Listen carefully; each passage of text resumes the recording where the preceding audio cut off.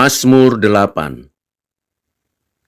Untuk pemimpin biduan menurut lagu, Gitit Mazmur Daud. Ya Tuhan, Tuhan kami, betapa mulianya namamu di seluruh bumi. Keagunganmu yang mengatasi langit dinyanyikan. Dari mulut bayi-bayi dan anak-anak yang menyusu telah kau letakkan dasar kekuatan karena lawanmu, untuk membungkam musuh dan pendendam. Jika aku melihat langitmu, buatan jarimu, bulan dan bintang-bintang yang kau tempatkan, apakah manusia sehingga engkau mengingatnya? Apakah anak manusia sehingga engkau menghindarkannya? Namun engkau telah membuatnya hampir sama seperti Allah, dan telah memakotainya dengan kemuliaan dan hormat. Engkau membuat dia berkuasa atas buatan tanganmu. Segala-galanya telah kau letakkan di bawah kakinya.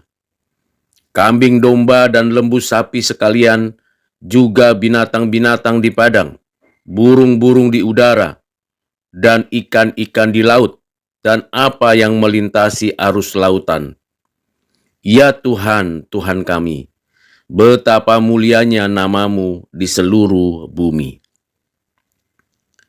Demikian firman Tuhan dari Mazmur 8 untuk kita renungkan dan refleksikan bersama agar saudara dapat menjadi pelaku firman Tuhan.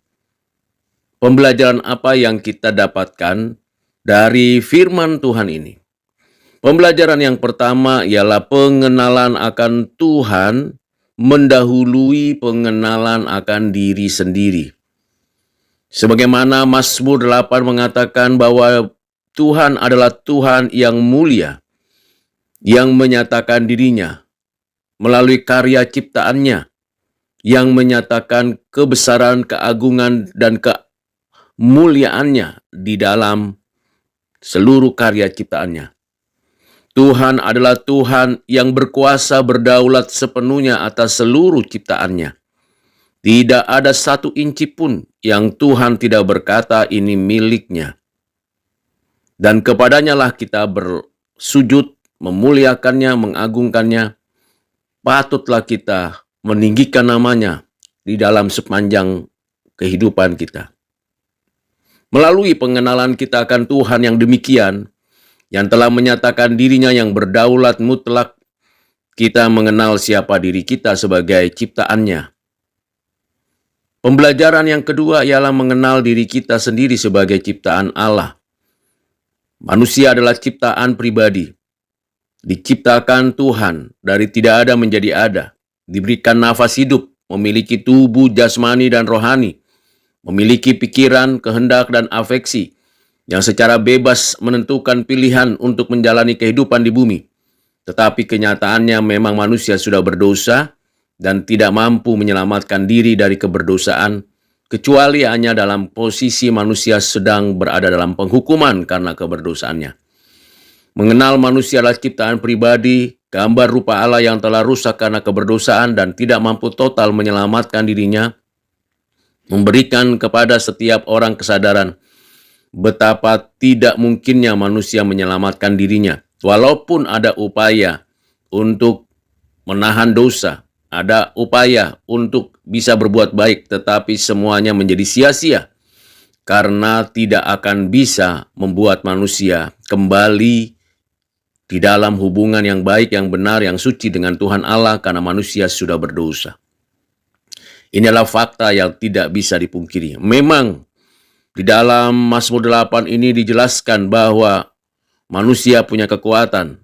Bahkan manusia itu hampir sama seperti Allah, dimahkotai kemuliaan dan kehormatan, bahkan diberikan kuasa untuk mengelola bumi, menaklukkan bumi, dan memanfaatkan bumi dan segala isinya. Segala ciptaan Tuhan yang lain dikendalikan oleh manusia di bumi ini dengan bebas memanfaatkan materi-materi yang ada di bumi, baik padat, cair, gas, air, tanah, hasil bumi. Bahkan manusia dapat menikmati, memanfaatkan, menguasai tanaman, tumbuhan, pepohonan, binatang di darat, binatang di lautan, binatang yang terbang, dan sebagainya. Tetapi kenyataannya manusia tetap adalah ciptaan pribadi yang harusnya tunduk kepada Tuhan Allah, tetapi manusia tidak mau melakukannya karena kebebasannya dipakai untuk melawan Tuhan pencipta dirinya. Pembelajaran yang ketiga ialah bagaimana kita harus membebaskan diri dari segala kenyataan bahwa kita sudah berdosa.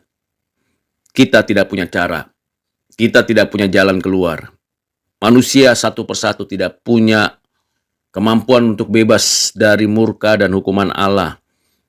Sekalipun kita punya kebebasan memilih, sekalipun kita punya kemampuan untuk berpikir, sekalipun kita punya kapasitas untuk menaklukkan bumi, tetapi kita tidak bisa menyelesaikan dosa kita di hadapan Tuhan Allah dengan amal, perbuatan, jasa baik, keagamaan, ritual-ritual, dan segala sesuatunya.